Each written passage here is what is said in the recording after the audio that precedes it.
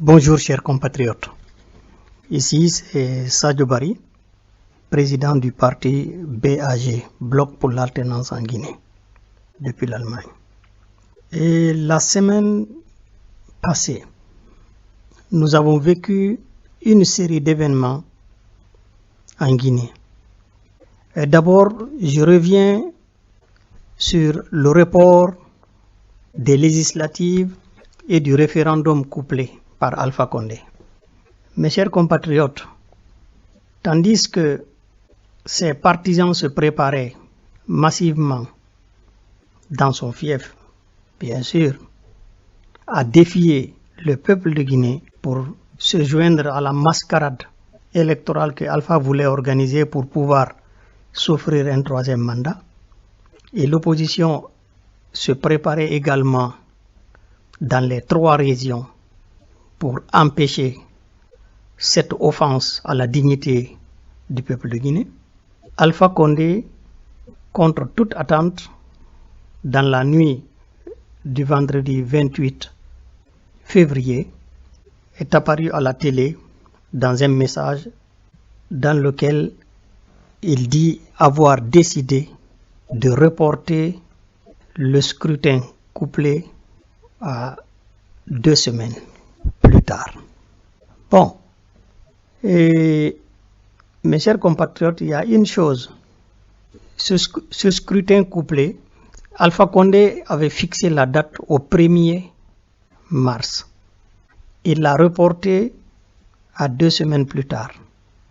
Parce que, à la veille, la seule organisation, les seules plutôt organisations sur lesquelles il comptait pour cautionner la forfaiture qu'il préparait contre la Guinée, contre la démocratie et contre la Constitution, c'était l'Organisation de la francophonie, l'OIF, et la CEDEAO. La CEDEAO qui se comporte toujours comme une sorte de syndicat des chefs d'État. Ils se soutiennent mutuellement, ils font tout pour se ménager et se soutenir. Cela se comprend. En Afrique, en effet, les dirigeants sont passivement ou activement corrompus. Corrompus naturellement, de façon passive ou active. C'est-à-dire, quand ils se rencontrent en tant que chefs d'État des pays membres, dans leurs réunions, dans leurs retrouvailles, ils apprennent à se connaître, ils se donnent régulièrement des coups de fil, ils se tapotent sur les épaules, ils rient ensemble, et quand ils se rendent visite, ils donnent des cadeaux réciproquement à leurs épouses et à leurs enfants. C'est-à-dire quand Alpha Condé se rend dans un pays membre, il vient là, il apporte des cadeaux à l'épouse du président, de son homologue, il apporte des cadeaux aux enfants. Alors, l'Africain est très sensible à ce genre de choses.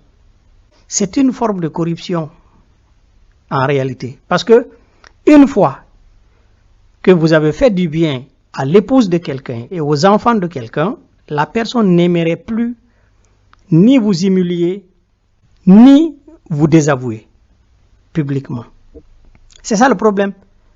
Et donc, les chefs d'État, en dehors du fait même qu'ils essaient de se serrer les coudes pour que mutuellement ils se protègent face aux puissances extérieures, et cette solidarité se manifeste malheureusement même contre leur peuple. Alors, quand on commence à faire des bêtises qui vont contre les textes de la CEDEAO, les autres observent le silence. Parce qu'ils ne veulent pas le blesser, parce qu'ils se sont déjà familiarisés. C'est dire comment c'est difficile de faire de l'Africain un démocrate. C'est très difficile. Mais pour surmonter ce genre de difficultés, il revient simplement aux oppositions, à la société civile, d'être ferme.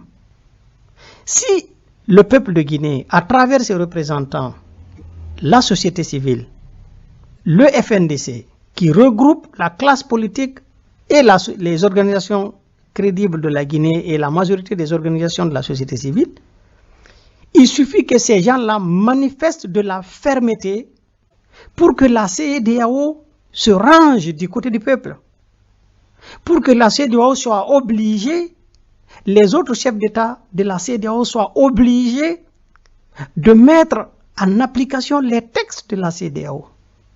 Et vous remarquerez que dans tous les pays où les opposants ont gagné, à commencer par le Sénégal à côté, Macky Sall, venons à Baro, c'est-à-dire, je dis à Mbalo, et si vous prenez aussi le cas de Gbagbo à l'époque, c'est quand les opposants, l'adversaire se montre ferme, rejette les propositions, les tentatives malhonnêtes, je peux dire, de la CEDEAO qui tente de faire gagner du temps aux dictateurs, qui tente de ménager et d'arranger une porte de sortie aux dictateurs.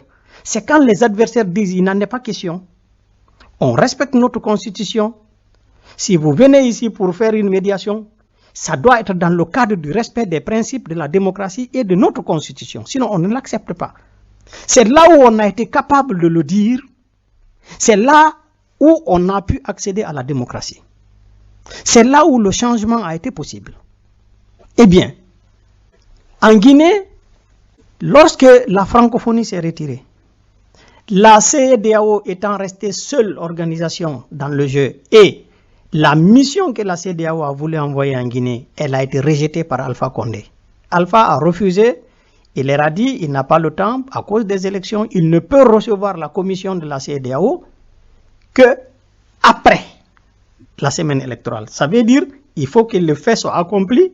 Après, maintenant, il va recevoir les gens là et ensemble, ils vont proposer un dialogue à l'opposition guinéenne. Alors, les gens là aussi, ils ont été alors obligés, les chefs d'État de la CEDEAO ont été obligés, la commission a été obligée de retirer la CEDEAO du processus. Parce que Alpha Condé a refusé même la délégation de la CEDEAO. Et je vais vous dire une chose. Vous savez pourquoi la délégation de la CEDEAO et pourquoi la CEDEAO a tenté après d'envoyer ses techniciens lorsque Alpha Condé a fait recul. D'abord, quand Alpha Condé a vu que la CEDEAO s'est retirée, donc l'Union africaine automatiquement n'est plus dedans, aucune institution nationale et internationale n'a voulu accompagner, à part les structures gouvernementales. Alpha a compris qu'il est foutu. Eh bien, il est apparu à la fois avec des arguments qui frôlent au chantage, en rappelant à un certain nombre de pays voisins et de pays de la CEDEAO les services que la Guinée leur a rendus aux années d'indépendance, et comme si c'était lui. Et pourtant, Alpha Condé, l'homme qui incarnait cette lutte des années de l'indépendance contre le colonialisme à l'époque, Alpha était en France contre Sékou Touré. C'est-à-dire c'est Sékou Touré qui incarnait cette lutte et Alpha n'était pas d'accord avec lui. Toutes les aides que la Guinée a fournies aux autres pays africains dans le cadre de la décolonisation, ces aides-là, c'est le peuple de Guinée avec son président de l'époque, Ahmed Sékou Touré, qui ont produit ces aides. Et contre ces aides, contre toutes les actions qui étaient menées à l'époque, Alpha Condé était opposant à toutes ces actions.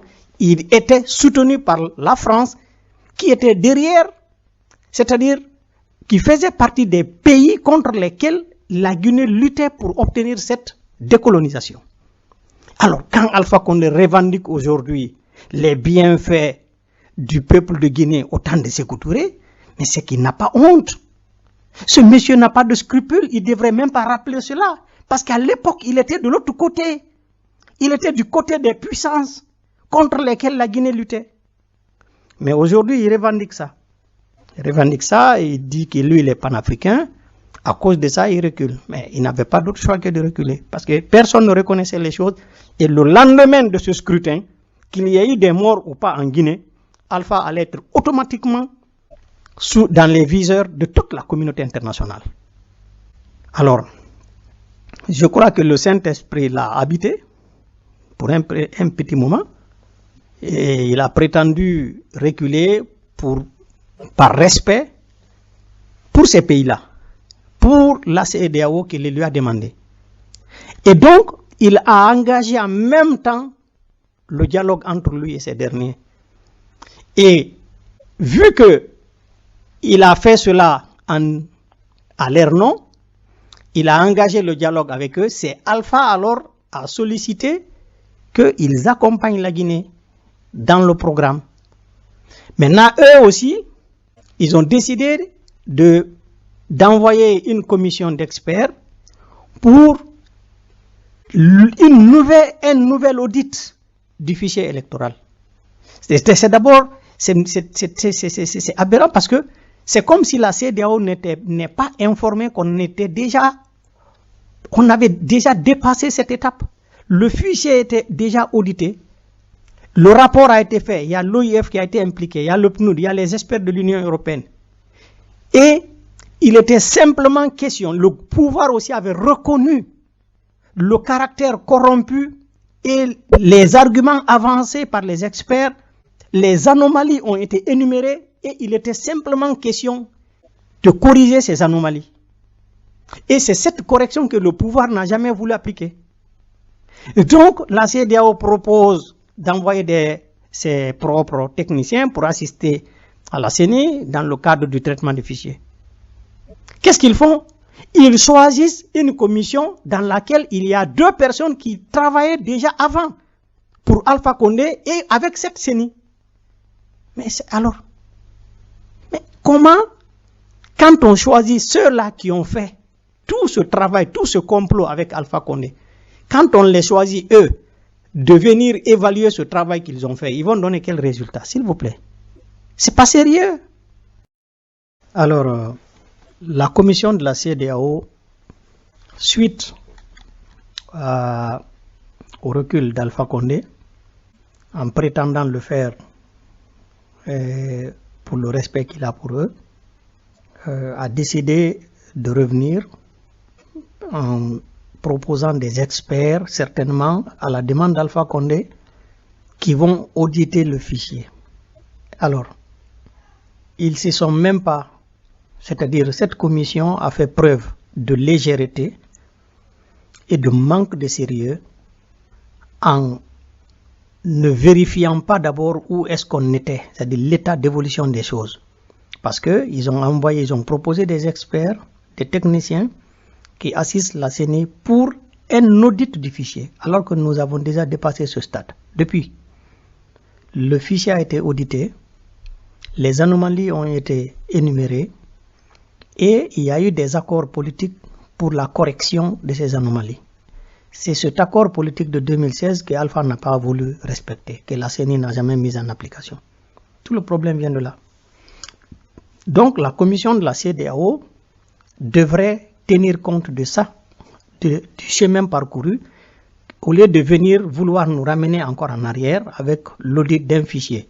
Et pour vous dire que l'affaire n'est pas du tout sérieuse, on envoie parmi les 3 experts qui ont été envoyés par les techniciens que la CEDEAO propose, les 2 étaient déjà au service d'Alpha Condé et avec cette CENI.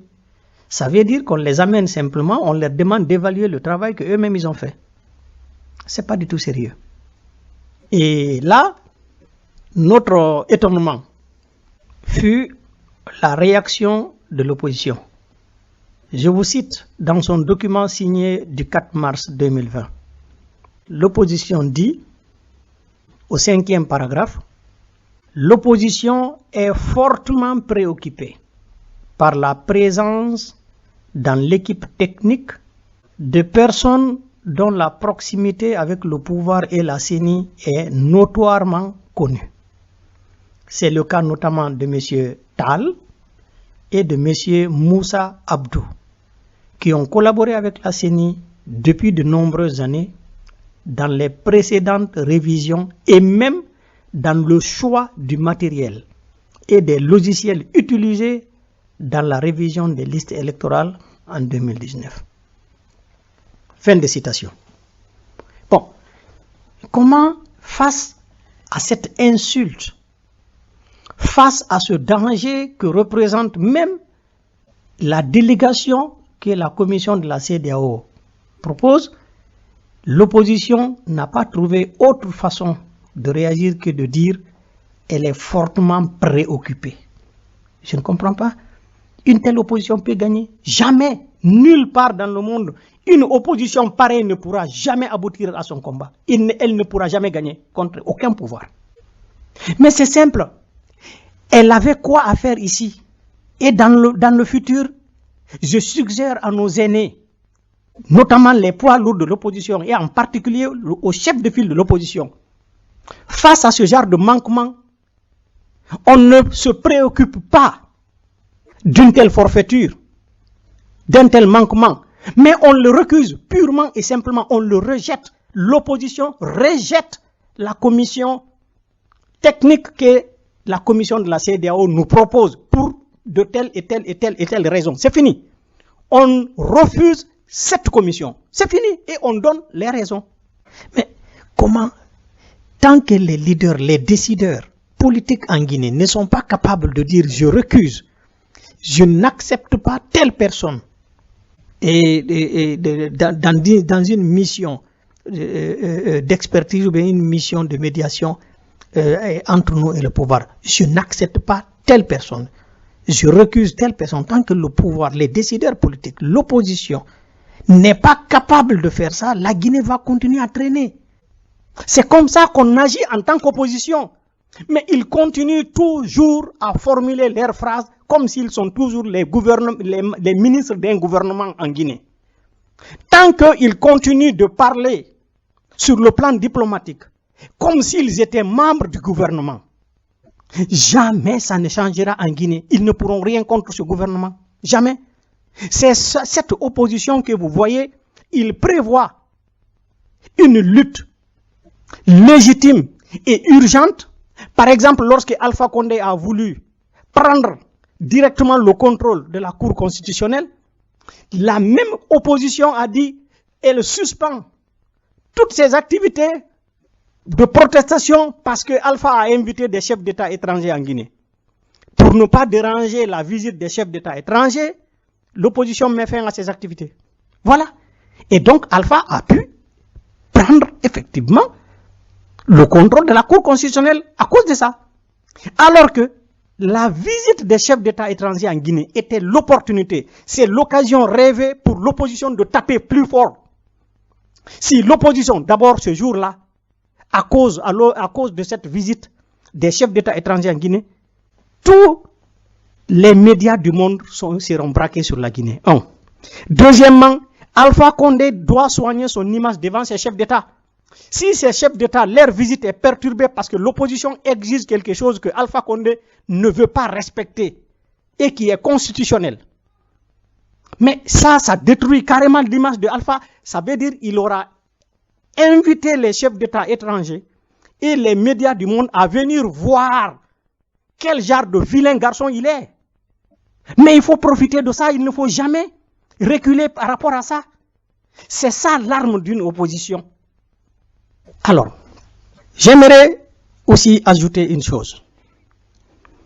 L'opposition guinéenne et même le FNDC aujourd'hui, dans son ensemble, doit faire attention à une chose. Le médiateur des Nations Unies, Ibn Chambas, depuis 2010, c'est toujours lui qui est dépêché en Guinée pour toutes les médiations qu'on a connues. Mais aucune médiation de 2010 à aujourd'hui n'a abouti à une solution à notre crise. Nous sommes allés, la crise que nous connaissons aujourd'hui, on l'avait en 2012, on l'a eu en 2013, on l'a eu en 2014, en 2015, en 2016. On continue à avoir la même crise et c'est toujours Ibn Chambas qui vient pour résoudre les choses. Il vient, il éteint sans avoir, il éteint simplement les tensions, il amène l'opposition à accepter un compromis bidon, il se retire et plus tard, comme le fond du problème est resté non résolu, ça va surgir plus tard. Alors Ibn Chambas, il est aujourd'hui familier aux leaders politiques qui étaient dans les forces vives en 2010. Les Sellou, les Sidia, les Fall, les Alpha Condé, Ibn Sambas a traité avec eux en 2010. Alpha est devenu président. Ibn Sambas continue à le visiter, à lui rendre visite. Il s'appelle. Ils sont devenus des camarades, des collègues. Ibn Sambas ne peut plus être ferme devant Alpha Condé. Ils sont familiarisés. Ils se rencontrent, ils rient ensemble, ils se tapotent. C'est des copains. C'est des copains de chahut, des camarades de chahut. Eh bien, l'opposition, le FNDC doit exiger des Nations Unies de choisir un autre médiateur à la place de Ibn Sambas. Un autre médiateur qui peut voir les choses sous un autre angle. Sous un angle encore plus objectif. Mais on a besoin de ça. Bon sang, pour quelle raison dans le monde? Les diplomates, on ne les maintient pas en poste plus de 5 ans. C'est parce que quand un diplomate reste en poste plus de 5 ans, il se familiarise avec le pouvoir. C'est pour éviter ça, pour que les gens puissent faire leur travail dans l'objectivité, qu'on essaie toujours de changer les diplomates, de les envoyer ailleurs, mais pas que lui, le seul diplomate reste en place plus de 5 ans. Ça ne se fait pas. C'est pour éviter ce genre de cas. Eh bien, on doit avoir le courage de dire non quand c'est nécessaire. Ça, ce n'est pas manquer du respect à l'autre. C'est simplement obliger chacun à se conformer aux principes et à respecter les lois de notre pays. Je demande ici à la jeunesse, je demande à la population guinéenne de prendre acte de cela. Si franchement, si le BAG était à la tête, c'est-à-dire le porte-parole, si le BAG gagne une majorité électorale, je vous assure, si le BAG représentait le chef de file de l'opposition, le BAG devient un poids lourd en Guinée. Jamais, n'importe qui ne va être accepté en Guinée. Jamais. Même les Fatou Bensouda et autres là, ils ne vont plus foutre le pied en Guinée. Nous allons les récuser systématiquement. Toutes les personnes qu'on a connues, complices ou irresponsables, ne peuvent plus être reçues en Guinée dans une mission quelconque pour un problème politique dans notre pays. La CEDEAO, toujours. Vous savez pourquoi? La CEDEAO a décidé de dépêcher une commission pour s'impliquer maintenant là. Déjà le 3 mars, ils ont décidé de s'impliquer entre le 3 et le 15, plutôt entre le 3 et le 13, ils veulent aider la CENI à faire le travail. D'abord un travail, on ne peut jamais faire l'audit d'un fichier en l'espace de 10 jours. Mais pourquoi ils ont accepté ce calendrier? Parce qu'il a été imposé par Alpha Condé. Parce qu'Alpha Condé ne donne au report que 2 semaines. Donc, eux, ils se conforment à la volonté d'Alpha Condé. Mais alors, je vais vous dire une chose. Il y a 2 hypothèses ici.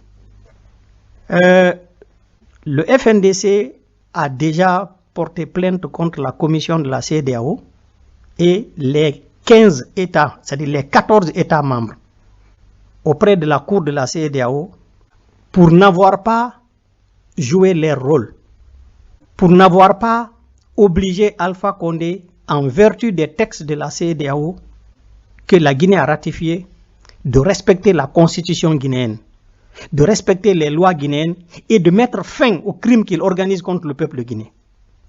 Ils ont porté plainte et pour une procédure d'urgence. Alors, les représentants des 15 gouvernements, c'est-à-dire des 14 gouvernements plus la Guinée qui est aussi accusée, sont convoqués devant la cour de la CEDEAO le 12 mars. Ça veut dire quoi? On accuse la CEDEAO de n'avoir pas joué son rôle et de laisser Alpha Condé continuer à martyriser son peuple en violant la Constitution, en violant les textes fondateurs et additifs de la CEDEAO. Maintenant, avant que, c'est-à-dire ils ne comparaissent devant la cour de justice de la CEDEAO, ces gens-là ont besoin de se munir aussi de quelque chose qu'ils ont eu à faire. Et voilà pourquoi, pour moi, la première hypothèse, ils ont décidé de proposer une commission technique, venir faire quelque chose en Guinée, pour que le 12, ils puissent dire non, on a fait quelque chose, il y a eu du temps, du retard, mais avant déjà le jugement, la commission de la CEDEAO n'est pas restée les bras croisés. On a fait quelque chose. Ça, c'est la première hypothèse. Ce n'est pas forcément qu'ils veulent aider Alpha.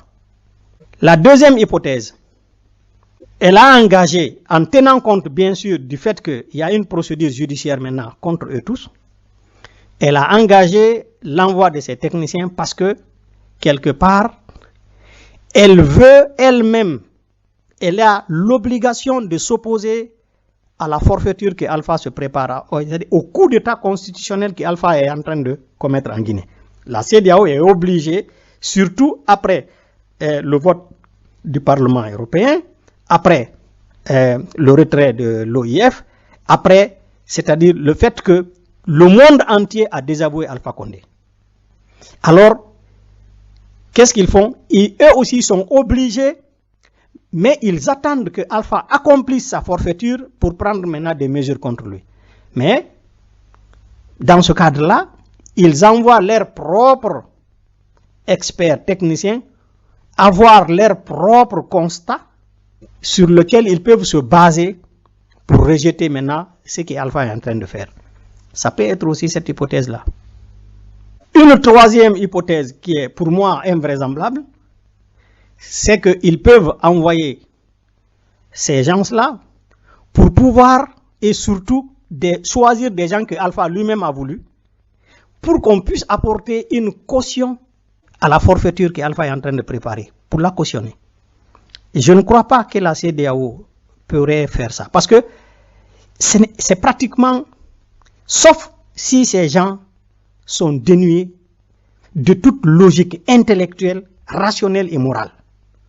Parce que les experts de l'Union européenne, l'OPNUD, la francophonie et la moitié des membres de la CENI ont dénoncé ces forfaitures, ces manquements et se sont retirés. Est-ce que la CEDEAO peut, si elle ne veut pas se discréditer définitivement, venir cautionner ça? Si la CEDEAO le fait, moi je proposerais ceci. Eh bien, j'aimerais dans ce cas-là que si jamais le peuple se lève et vainque Alpha Condé sur le terrain, j'aimerais qu'on envisage le retrait de la Guinée de cette CEDEAO. On n'aura plus besoin de rester dans cette structure de lâches et de marionnettes, de corrompus. On n'aura pas besoin de rester dedans. Il vaudrait mieux qu'on envisage notre retrait de cette structure parce qu'elle ne sert à rien. Elle ne protège pas les peuples. Si elle ne protège pas le peuple de Guinée, elle laisse ce criminel-là commettre son hécatombe en Guinée. Avec leur caution, le peuple de Guinée doit se retirer. Envisager le retrait de la CEDEAO. Alors, maintenant, l'OIF. J'ai été un peu étonné quand la commission de la CEDEAO est revenue. J'ai été étonné de l'empressement de l'OIF pour dire qu'elle aussi, elle va apporter son assistance et elle propose que les élections soient organisées dans l'esprit de la déclaration de Bamako. Vous savez, il s'agit de quelle déclaration ici? La déclaration de Bamako, il s'agit d'une déclaration qui a été faite en l'an 2000. C'est une déclaration de l'an 2000 à Bamako, de l'OIF. Mais, écoutez, pourquoi, bon sang, nous ramener encore à un document que la plupart des leaders politiques guinéens ne connaissent même pas? Ils ne connaissent pas. La déclaration de Bamako, vous demandez ça à Sidia, vous demandez à Cellou Dalein. Tout de suite, après que la CEDEAO ait parlé de ça, les leaders politiques guinéens, vous les demandez, ils ne sauront jamais vous répondre de quoi il s'agit. C'est un document de 42 pages. Mais l'an 2000, nous sommes en 2020. Nous avons une constitution guinéenne qui est violée. Nous avons des accords pour la correction d'un certain nombre d'anomalies. Ce sont ces accords qu'il faut appliquer. C'est ce qui n'a pas été appliqué. Au lieu d'exiger l'application de ces accords, on veut nous ramener encore à un document de l'an 2000. Mais c'est pas sérieux ça. On ne doit aller ni à gauche, ni à droite, ni derrière. Nous exigeons que les anomalies qui ont été énumérées concernant le fichier électoral soient corrigées à 100% et que le référendum soit retiré de tout processus électoral parce que c'est illégal. C'est tout. Le témoignage de M. Tidjani Souma, dit Tiani. J'ai suivi avec beaucoup d'intérêt l'intervention de Tidjani Souma, qui dit que Alpha Condé est un papa. C'est son père, le fils d'Alpha étant un ami à lui. Et Alpha l'a aussi tenu comme son fils. Ce témoignage est très émouvant et il y a une certaine sincérité qu'on peut relever des interventions de l'intervention de Tiani. Et surtout, il a essayé de dire la vérité à Alpha Condé. Bon, quand il dit à Alpha qu'il ne voit pas Alpha avoir un troisième mandat en Guinée et que le peuple de Guinée ne l'acceptera pas, que Alpha ne doit pas se tromper. La Guinée n'est pas le Rwanda. La Guinée n'est pas le Congo. La Guinée n'est pas le Burundi. La Guinée, c'est un peuple différent de tous ces autres peuples-là. On a l'air d'être passif, mais les foutaises, on ne peut pas les prendre à un certain degré. Et l'évolution politique que la Guinée a connue est aussi un peu spéciale. C'est pourquoi en Guinée, jamais un dictateur, c'est-à-dire tous les chefs d'État qui sont passés en Guinée, ce sont des dictateurs. Ils ont été des dictateurs, mais jamais un dictateur n'a pu organiser sa propre succession. Jamais en Guinée, cela n'est pas possible. Le peuple n'accepte pas. Si vous êtes président, vous pouvez faire ce que vous voulez. Mais vous ne leur dicterez pas qui doit les gouverner après. Ça, c'est pas possible. En Guinée, c'est pas possible. Et ce que Sékou Touré a fait, rester à vie au pouvoir, ce que Lansana Conté a fait, rester à vie au pouvoir, ça c'était dans un autre contexte. Alpha Condé doit savoir que à lui, on n'accordera pas ça. Jamais. Et d'ailleurs, avec le conflit, avec les tensions et les bagarres qu'il a déjà créées sur le terrain, jamais, plus jamais, Alpha ne pourra diriger la Guinée correctement. Même s'il se maintient par la force, il va continuer à tuer jusqu'à ce qu'on le tue. Il va continuer à tuer, à créer des tensions jusqu'à ce qu'il tombe. Mais il ne pourra plus diriger ce pays. Il faudrait que tout le monde le comprenne. Ceux qui aiment la Guinée, qui sont autour d'Alpha Condé, mais comprenez-les, bon sang. Ce type-là n'est plus capable de diriger notre pays. C'est fini. Il a tout gâché. Il n'a plus aucune légitimité. Personne ne l'aime, personne ne le respecte. Même la Haute-Guinée a maintes fois donné l'exemple dans ce sens. Regardez, à maintes reprises, Alpha a tenté de démettre certains fonctionnaires qui se sont rendus coupables de crimes. Dès que les notables de la Haute-Guinée ou certaines familles de la Haute-Guinée s'élèvent, viennent tout de suite protester dans l'intérêt de leurs enfants, Alpha recule tout de suite. Et c'est ce qui a contribué aussi à entretenir l'impunité dans le pays. Le cas de Oyegi Lavogui, par exemple. On a vu un ancien criminel, quelqu'un qui a été radié de la fonction publique pour faux, usage de faux et détournement. Oyegi Lavogui. Alpha le nomme ministre. Ce dernier a le culot de dire « je ne veux pas ce poste, je veux tel autre poste ». Il a le culot même de l'imposer à Alpha, le poste qu'il veut. Et le dernier exemple, en Haute-Guinée, quand Alpha a décidé de reporter l'élection, c'est-à-dire le scrutin couplé des législatives et du référendum qu'il veut organiser, il a décidé de reporter le scrutin à 2 semaines. Donc, le scrutin qui devrait avoir lieu le 1er mars a été reporté vers mi-mars. Alpha l'a fait, il a décidé ça officiellement.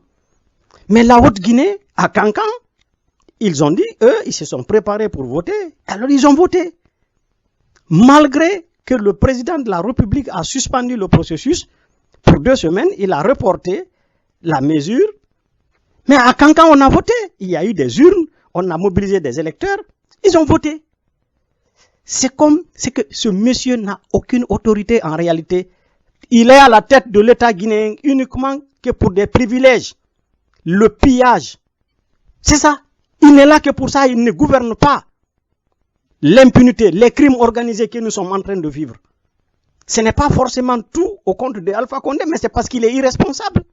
C'est parce que personne ne le respecte. Personne ne le respecte. Et lui-même, il n'a aucun sens de responsabilité. Il n'a que la force aujourd'hui pour se maintenir là où il est. Et cette force, elle aura ses limites quand le peuple aura réellement décidé. Ou bien, elle aura ses limites quand elle aura une autre force en face d'elle. Et il y aura en Guinée l'un ou l'autre. Ou bien il y aura un jour les deux. Si Alpha continue à s'entêter et que les gens continuent à le soutenir dans ça. Que Dieu nous en garde.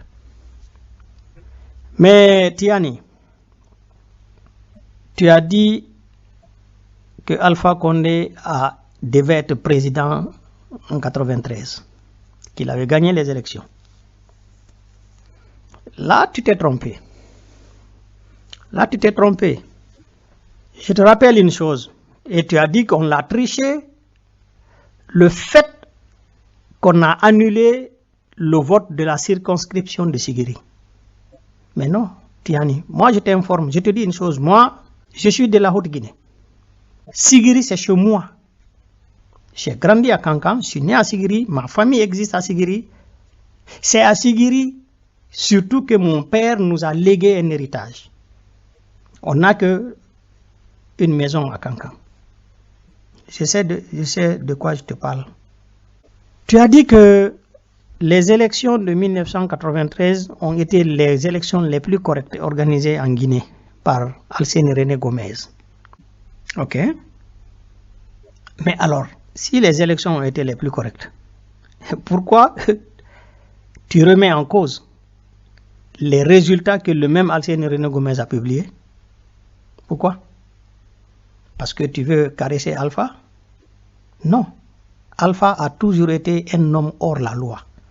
Alpha a toujours eu un mépris pour l'ordre et les lois de la République. Il est un rebelle naturel qui n'a jamais eu de respect pour rien. En 1993, l'annulation du vote de Sigiri était légale et justifiée. Je m'explique. Sachez, chers compatriotes, et toi, Tiani, qu'en 1993, ce n'est pas le PIP, ce n'est pas Lansana Conté qui a exigé l'annulation du vote de Sigiri. Ce n'est pas eux qui ont porté plainte, c'est plutôt les dirigeants, les leaders politiques issus de la Haute-Guinée, tels que Mansour Kaba et son parti. C'est eux qui ont dénoncé Alpha Condé et ce qu'il a organisé à Sigiri. C'est eux qui ont apporté les preuves en portant plainte contre le RPG. Et les preuves étaient irréfutables. C'est-à-dire, à Sigiri, le RPG a dit, comme Alpha Condé avait dit dans sa campagne, que quiconque, tout malinqué qui votera pour Lansana Conté est un bâtard, il a incité ainsi à la violence contre tous ceux qui soutiennent Conté. Dans toute la Haute-Guinée, il a incité à la violence contre les gens qui vont voter pour le PIP ou pour Lansana Conté. Alors, à Sigiri, ils ont exigé que tout le monde vote devant tout le public. C'est-à-dire, le RPG a mis de côté les bureaux de vote. L'isoloir a été démantelé. Ils ont mis les nattes sur la place publique. Celui qui doit voter, tu dois venir devant tout le monde. Tu votes pour que les gens voient pour qui tu as voté. Sur les nattes.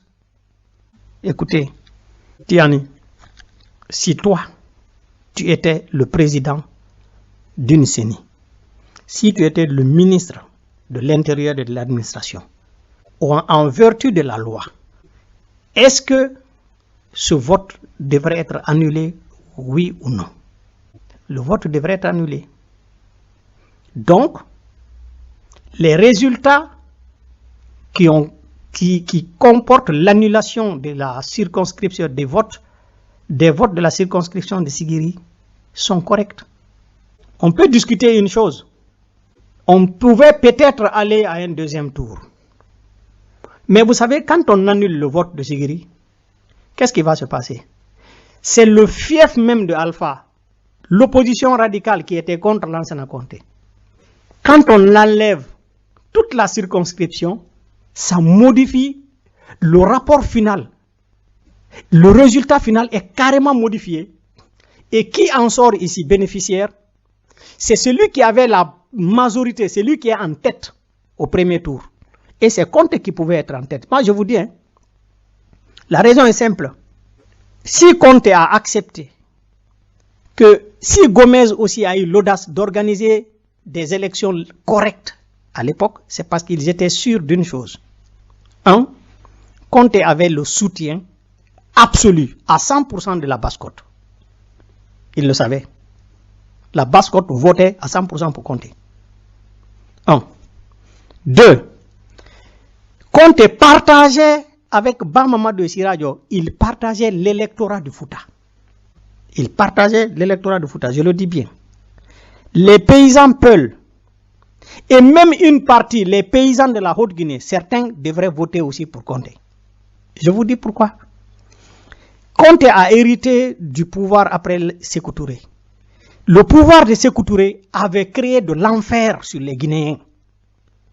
On faisait quand les gens cultivent, quand les gens ont des bétails, chaque année on vient les retirer une partie de leur bétail. On vient les retirer une partie de leur récolte. Par la force. Et comme c'est le gouvernement qui ordonnait, les agents qui viennent appliquer l'ordre du gouvernement sur le terrain ajoutent aussi leur part dedans. Donc le peuple de Guinée était asphyxié, le peuple de Guinée était fatigué.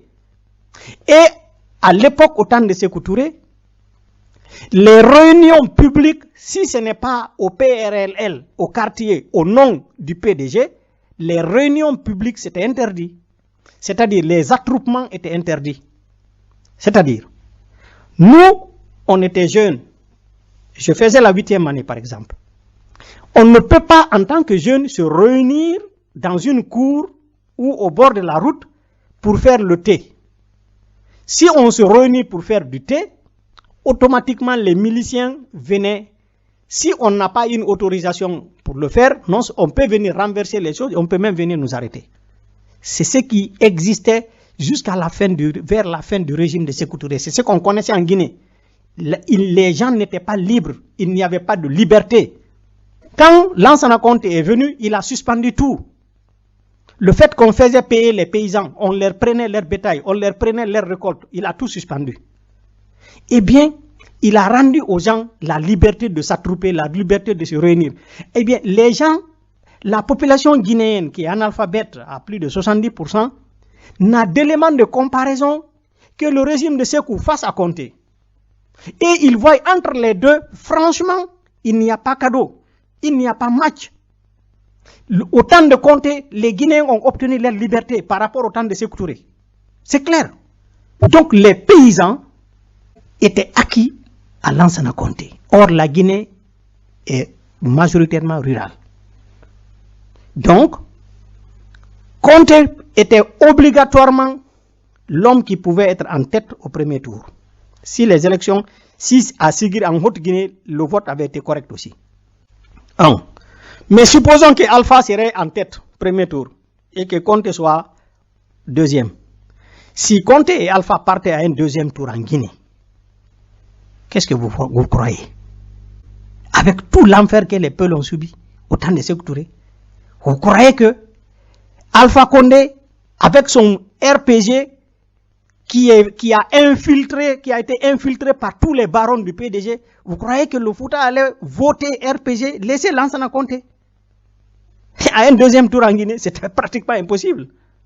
Donc, en 93, si les élections la loi avait été respectée par Alpha Condé lui-même et par les autorités guinéennes, Condé allait sortir le gagnant des élections de 1993. Il n'y a vraiment aucun doute à cela. Et Tiani, je voudrais attirer autre chose à ton attention. Ton papa, Alpha Condé, c'est l'homme politique le plus méchant, le plus malhonnête qui soit. Je le dis. Tu as parlé de Yero.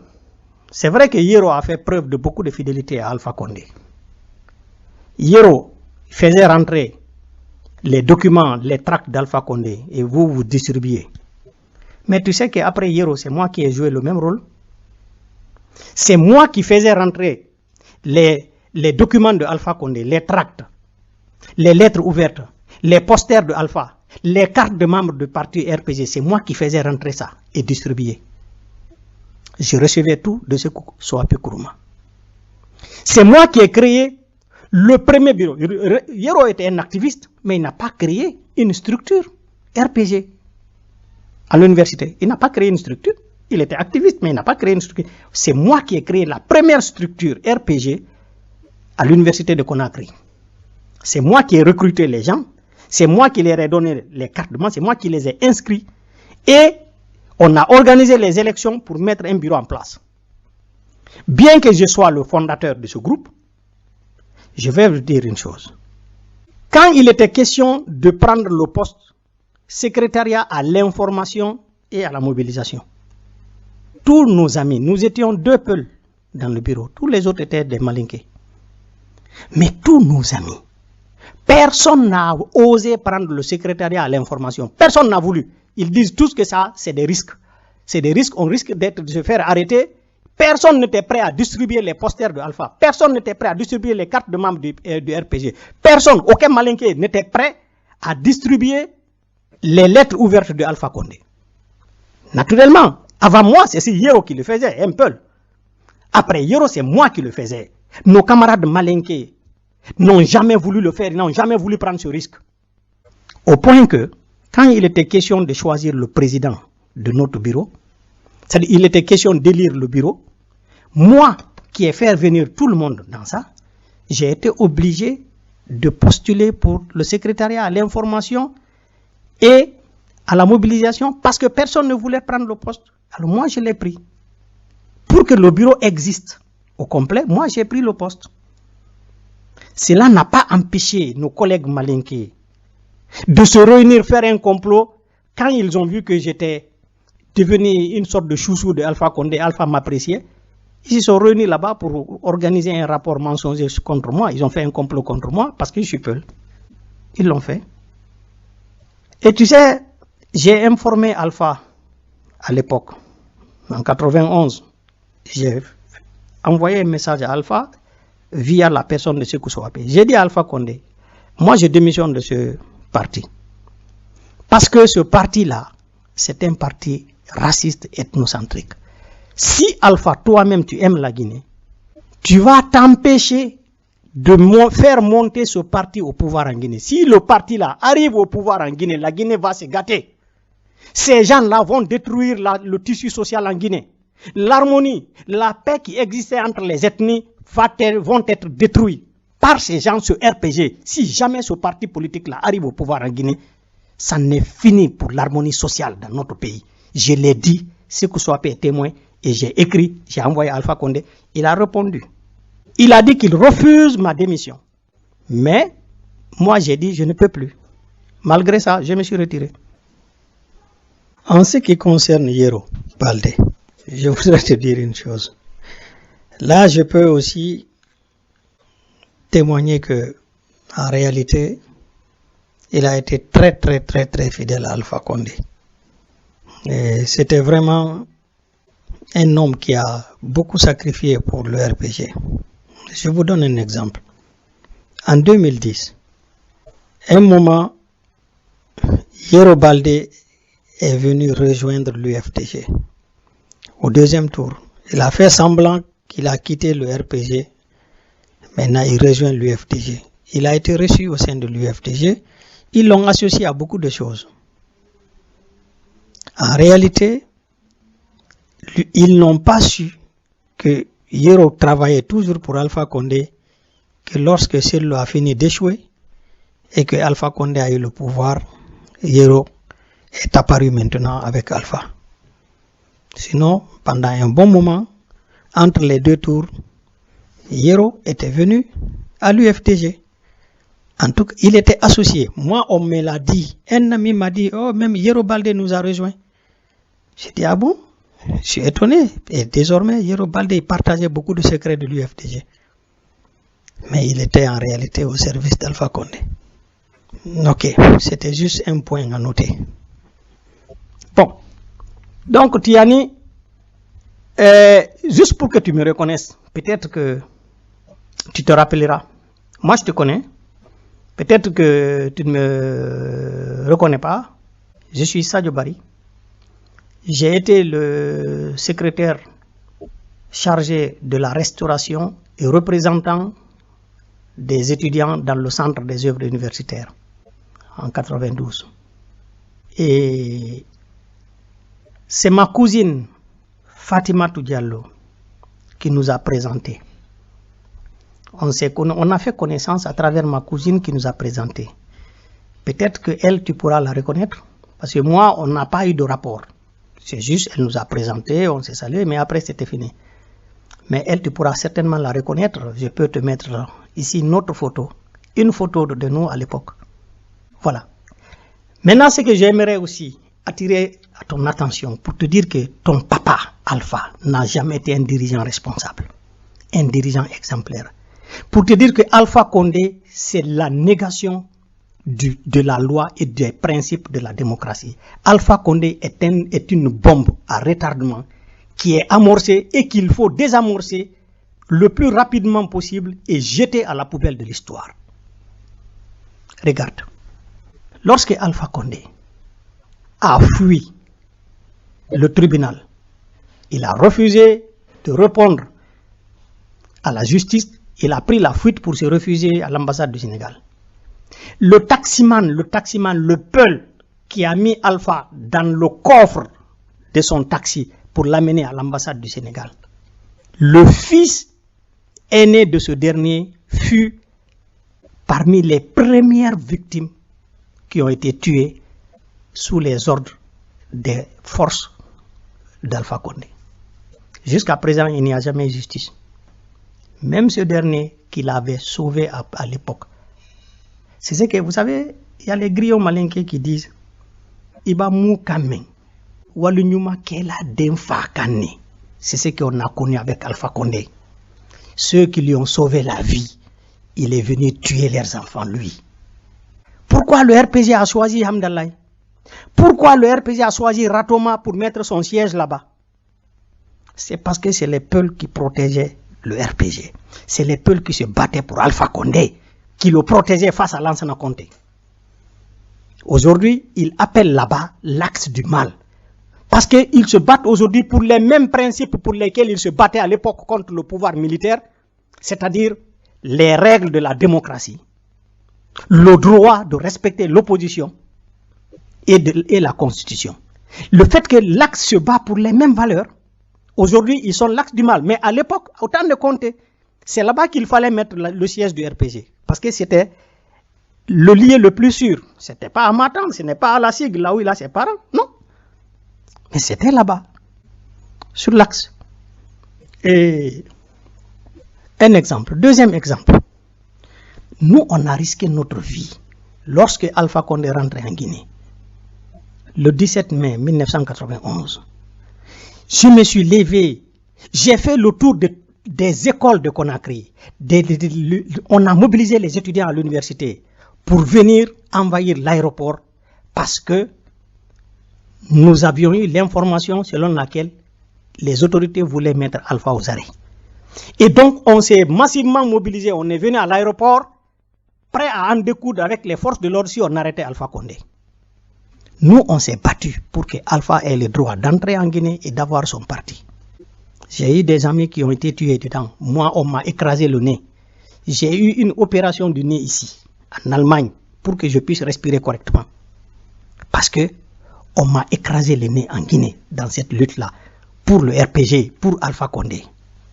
J'ai des amis, parmi mes camarades, il y a un qui m'a agressé à Dixine. Parce qu'il s'attaquait à Alpha Condé, il parlait contre Alpha Condé. Moi, j'ai dit, le RPG, c'est un parti qui n'est pas bon. Mais Alpha Condé, moi j'ai confiance en lui. Parce que j'ai parlé du bien d'Alpha Condé, j'ai été agressé. Vous savez, c'est lui Alpha Condé. Nous, mes amis et moi, nous avons créé un parti politique. On a fait enregistrer le parti. Alpha l'a bloqué. Depuis que Alpha a pris le contrôle de la Guinée, c'est lui qui contrôle personnellement la reconnaissance des associations, des organisations, des partis politiques en Guinée. Si tu n'es pas un mouvement de la Haute-Guinée et proche du RPG, tu dois être un mouvement avant sa création dont les leaders peuvent être introduits à la présidence par, généralement, si tu es Peul, tu passes par Boubacar Bari, Pompanopi. Tu passes par Boubacar Bari, c'est Boubacar Bari surtout qui réussissait à le faire. Vous venez, vous signez l'engagement que vous n'allez pas rejoindre l'opposition, vous êtes là, c'est pour soutenir Alpha Condé. Il vous donne maintenant la. Je connais 3 partis qui ont eu leur agrément à cause de ça. Et d'ailleurs, tous ces 3 partis actuellement sont sur la liste des partis qui ont décidé d'accompagner le RPG dans cette farce électorale. Avec ce fichier électoral qui dit que Farana et Kankan seuls font 53% de la population guinéenne, électorale guinéenne. Ils se sont engagés parce que c'est des gens qui se sont engagés. Alpha a reconnu leur parti, c'était pour accompagner le RPG. Aujourd'hui, ils jouent bien leur rôle. Nous, il nous a bloqués. On a mené des négociations à l'amiable avec Damaro, avec Senkoun Kaba, qui est à la présidence là-bas, c'est protocole. On nous a même dit, Alpha a même ordonné d'aller voir Kenema. Mais comme nous n'avons pas été prêts à signer l'engagement, moi, on m'a demandé, est-ce que je peux fournir l'engagement? C'est une preuve valable qui peut être la garantie que je ne vais pas me retourner contre Alpha. Mais moi, je ne suis pas prêt à accepter ce marchandage. Je n'ai pas accepté. Par principe, j'ai dit, mais moi, je suis prêt à négocier. Si Alpha m'invite en tant que leader politique, je peux venir, je m'assois, on discute. Mais il ne me dira pas, pour avoir ton parti politique, il faut que tu t'engages à me soutenir pour que je te donne. J'ai dit, je ne le ferai pas. Ça, je n'accepterai pas ça. Et donc, ils ont refusé. J'ai été obligé, avec mon équipe, nous sommes allés devant la cour de la CEDEAO pour obtenir notre droit d'existence en Guinée. Imagine Tiani, moi qui ai risqué ma vie pour que Alpha ait ses droits politiques en Guinée, je suis obligé d'aller devant une cour de justice étrangère, externe à la Guinée, pour avoir mon droit politique en Guinée, mon droit d'appartenir à un parti. Parce que ce que Alpha m'imposait, c'est soit appartenir à sa mouvance, ou bien j'adhère au parti politique d'un des anciens ministres, c'est-à-dire Selou, Sidia et autres. Il fallait adhérer au parti politique d'un des anciens ministres de Conté, qu'il continue à présenter au peuple comme le mal de la Guinée. Et c'est ce qu'il dit dans sa campagne. C'est moi ou bien les autres là, ceux-là qui ont détruit la Guinée, ceux qui ont volé, ceux qui ont fait. Mais il ne laisse pas le choix aux nouvelles générations guinéennes désormais d'avoir leur propre formation politique. C'est-à-dire les gens doivent choisir obligatoirement entre lui et les anciens. Vous comprenez, Tiani? Ce type-là, il est correct? Est-ce que ce monsieur est vraiment un homme d'État? Ce type-là n'a même pas le sens de l'État. Il n'a pas le sens de l'État. C'est un irresponsable qui ne mérite pas de diriger une institution.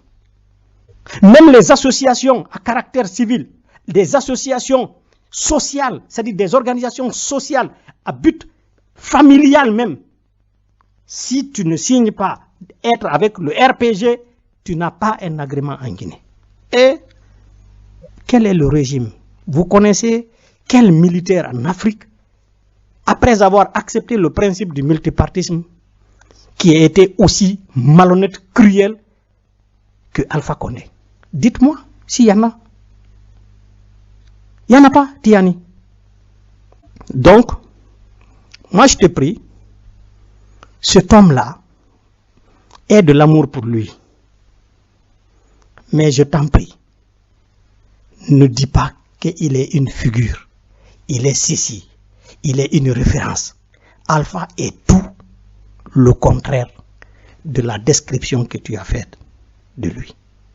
Alpha est tout le contraire de ce qu'il nous a fait croire pendant 40 ans. C'est tout le contraire. Et c'est pourquoi notre pays aujourd'hui, comme Jean-Luc Mélenchon l'a dit, la Guinée risque d'avoir un bain de sang. Alpha peut provoquer un bain de sang et même un conflit ethnique en Guinée avant qu'il ne quitte le pouvoir. Parce que pour lui, c'est lui ou rien. Il est décidé, c'est lui ou rien. S'il ne peut pas rester au pouvoir, que la Guinée disparaisse. J'aimerais ici que les patriotes guinéens, j'aimerais que même ceux qui ne sont pas patriotes en Guinée prennent conscience de ce fait. Alpha, il s'est déjà discrédité. Il peut rester maintenant 5 ans en forçant la situation, aller d'une crise à une autre. On ira d'une crise à une autre. L'économie va s'arrêter. Il y aura beaucoup de morts. Mais il ne peut plus diriger correctement le pays. C'est pas possible. C'est fini. Le pays ne peut plus fonctionner. Avec eux. Toi-même, tu as dit, la Guinée, sur le plan économique, rien ne marche. C'est une aventure d'aller aujourd'hui investir en Guinée. Toi qui es l'ami, qui est le fils du président, tu es allé, tu as perdu 6 milliards. Et ceux-là qui ont le nom qui ne passe pas à la Guinée. Vous imaginez? Écoutez, c'est-à-dire l'année passée, nous étions dans le conseil des Guinéens de l'Allemagne. Le président du conseil des Guinéens de l'Allemagne était en Guinée. Le vice-président le président c'est Djemouri Kouyaté, le vice-président c'est un certain Sadibou Camara. Lui aussi, il était en Guinée. Le vice-président était dans la voiture du président. Il partait quelque part. Moi, j'ai appelé par hasard. Je suis tombé sur le vice-président. Donc, Sadibou. Je parlais avec Sadibou et M. Kouyaté est allé dans un sens interdit. C'est-à-dire, il a pris un chemin où le sens est interdit. Les forces de sécurité, la police l'a arrêté. Ils étaient en train de discuter chaudement et je l'ai entendu dire que non, qu'il ne connaît pas, bon, il n'a pas vu les panneaux, c'est pourquoi il s'est trompé, il a pris le sens. Alors moi, j'ai prié Sadibou qui est le vice-président, j'ai dit mais va l'aider, va, toi qui n'étais pas le conducteur, si toi tu descends, tu vas aller les rejoindre, tu leur dis, écoutez, nous venons de l'Allemagne, on n'est pas d'ici, nous sommes venus de l'Allemagne, vous nous excusez, peut-être ils vont vous pénaliser, mais les gens, ils vont écouter. Si tu parles, toi tu viens intervenir, tu les fais comprendre que vous n'êtes pas d'ici, ils vont vous comprendre. Il est descendu, il a le téléphone. Donc je suis à l'écoute. Il vient, il salue. Il commence à parler, le gars dit, mais qui êtes-vous? Il dit, bon, moi c'est Sadibou Camara, et mon collègue c'est Djemouri Kouyaté. Il a commencé à parler, le policier a dit, ah, ok, c'est nous, c'est le manding. Non, c'est fini, il n'y a pas de problème. L'infraction qu'ils avaient commise a tout de suite été annulée. À cause de leur nom, la police guinéenne, face à une infraction gravissime, parce que prendre le véhicule, aller dans un sens interdit, c'est prendre le risque, surtout que les routes ne sont pas grandes chez nous, c'est de prendre le risque de croiser des véhicules qui viennent du sens contraire. Eh bien, la police aurait pu les excuser et dire, bon, ok, ne refaites plus ça. Mais non, la police justifie. Parce que c'est des mandingues, donc ce n'est plus rien, donc maintenant, il n'y a pas, c'est nous, c'est entre nous, et tout ça là. Ça veut dire, si c'était des peuls, vous imaginez ce qu'ils allaient subir? Si on ne les fusillait pas, ils auraient eu vraiment de la chance. Tiani. Ça, c'est le régime qu'Alpha a créé.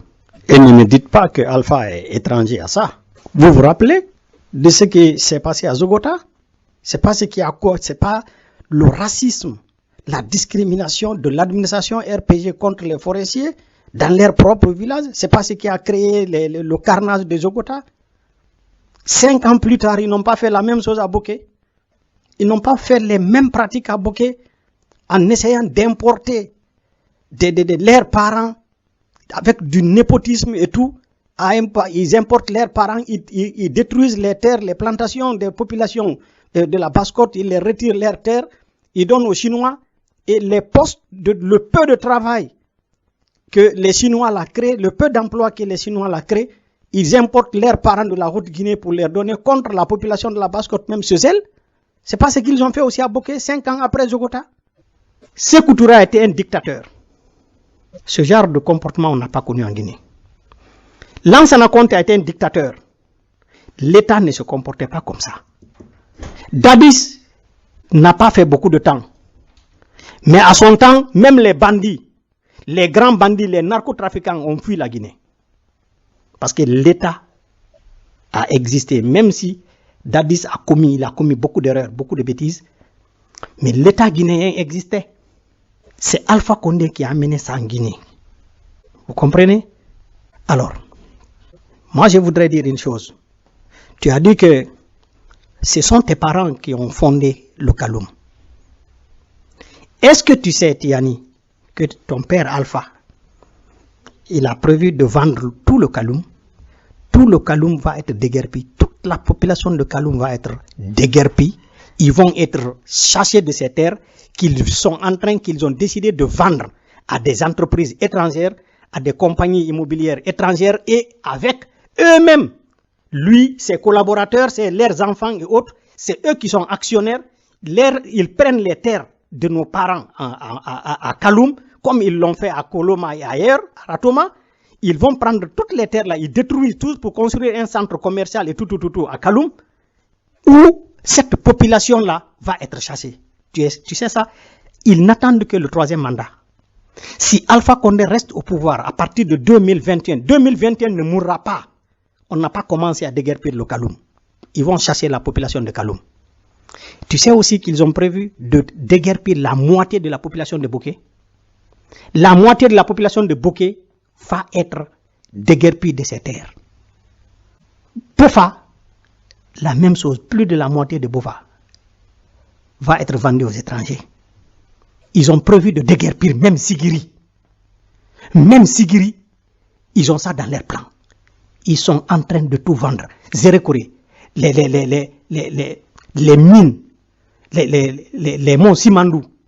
Alpha a décidé de tout brader. À Mamou, ils ont plus d'une vingtaine de permis miniers. De Mamou à Tougué. On m'a parlé d'un document. Un seul permis minier à Mamou qui couvre 300 et quelques kilomètres carrés. 300 et quelques kilomètres carrés, la superficie. Vous comprenez? Regardez, depuis Alpha, comme promesse de campagne, il a dit qu'ils vont mettre des ponts partout, il va développer. La Guinée connaîtra un développement de 50 ans en 5 ans. Il a promis de mettre des ponts, de construire des routes partout. Mais écoutez, en Haute-Guinée, il y a beaucoup de fleuves en Haute-Guinée, il y a des villages de part et d'autre. Les populations sont souvent coupées à cause du fleuve, ils ne peuvent pas traverser.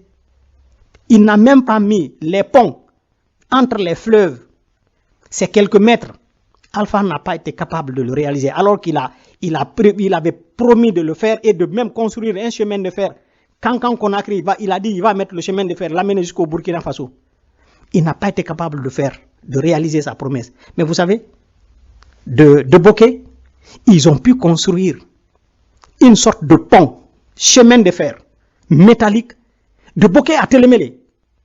En peu de temps, ils sont capables de créer un pont métallique de Bokeh à Télémélé, un chemin de fer en hauteur, de Bokeh à Télémélé, parce que c'est pour extraire là-bas nos richesses, nos ressources et les transporter et amener à l'extérieur. Mais là où les êtres humains ont besoin de se déplacer, là où nos paysans, nos populations souffrent, les petits fleuves là, mettre des petits ponts de quelques mètres là-bas, ils ne sont pas capables. Ils ne l'ont pas fait passer, ce n'est pas leur préoccupation. Le chemin de fer Conakry-Kankan, ce n'est pas leur préoccupation. Ça concerne la population guinéenne. C'est la population qui va en tirer profit.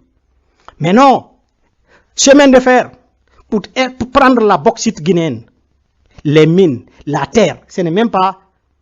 Écoutez, Tiani, ils ont décidé de faire... c'est-à-dire d'extraire le but de ce pouvoir, c'est d'exporter 100 millions de tonnes 100 millions de tonnes de bauxite par an. 100 millions de tonnes de bauxite par an. Et tu sais, c'est quoi? 100 millions de tonnes de bauxite. C'est qu'ils viennent, ils creusent la terre. Ils cassent les montagnes. Ils creusent la terre, ils mettent dans les fourgons, dans les wagons, et on met dans les bateaux, on envoie. La terre guinéenne, elle est ramassée. Qu'est-ce qui reste derrière? Ce sont les trous, les cratères béants. Les fleuves sont détruits. En Basse-Côte aujourd'hui, l'atmosphère, l'environnement, tout est complètement détruit. Les fleuves ne sont plus praticables. Il n'y a presque plus de poissons. On ne peut plus boire. Les populations perdent leurs plantations. Là où leur vie est assurée, tout a été donné aux Chinois. Et les paysans là-bas, ils n'ont rien. Ils n'ont rien. Vous comprenez? Ce type-là, gardez ce type-là au-delà de 2020 au pouvoir en Guinée. La catastrophe sera énorme et avec un risque de guerre civile dans notre pays. J'aimerais que tu te réveilles toi-même à rejoindre le FNDC pour que le plus rapidement possible nous butions cet imposteur, ce criminel hors de notre pays.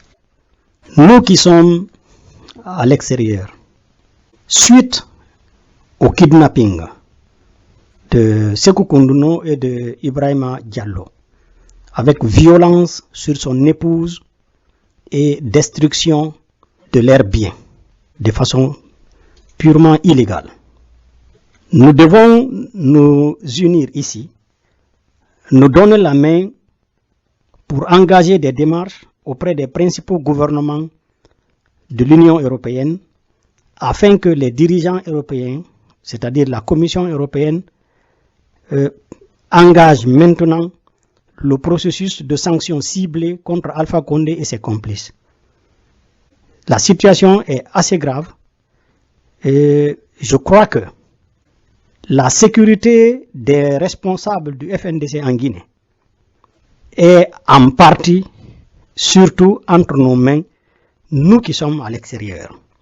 Nous qui avons la possibilité, nous qui avons l'accès à des dirigeants européens, dès lors que le Parlement s'était déjà prononcé contre ce régime, désormais la Commission n'a plus à consulter à nouveau le Parlement. La Commission peut engager directement face à la gravité de la situation sur le terrain. La Commission européenne peut directement prendre maintenant des mesures de sanctions contre ce groupe de bandits qui veulent mettre du feu à la Guinée. Mes chers compatriotes, le seul point que j'aimerais, par lequel je voudrais terminer ici, c'est d'appeler nos compatriotes, en particulier les militants de l'opposition, à faire attention. Il y a des images que l'on fait circuler en disant une fosse commune à Soronkoni, des images de cadavres. Certains sont déshabillés, des cadavres entassés. Et on dit que c'est une fosse commune à Soronkoni. Je pense que les crimes que Alpha Condé et ses hommes cagoulés, sa milice, organisent en Guinée sont assez graves pour qu'on ne soit pas obligé d'en rajouter avec des inventions. Il faut éviter de vouloir, de penser aggraver les choses en cherchant des images de gauche à droite et dire que voilà, c'est des crimes qu'ils sont en train de commettre en ce moment. C'est pas sérieux. Il ne faut pas le faire. On n'a vraiment pas besoin de faire ça. Les images qui circulent là, soi-disant une fosse commune à Soronkoni. C'est vrai que à Soronkoni, le RPG ils ont kidnappé beaucoup de jeunes, surtout les Peuls. Ils ont kidnappé beaucoup de gens qu'on a envoyés à Soronkoni. On kidnappe les gens à Conakry, à Labé et partout. On les envoie à Kankan. Mais de là à prendre des images, sachant que ce n'est pas vrai, présenter des images et dire que c'est des gens qui ont été tués à Soronkoni, il faut éviter ça. Et l'image qui circule en ce moment en disant sous l'appellation fosse commune à Soronconi, cette image, elle n'est pas vraie. Elle n'est pas de la Guinée.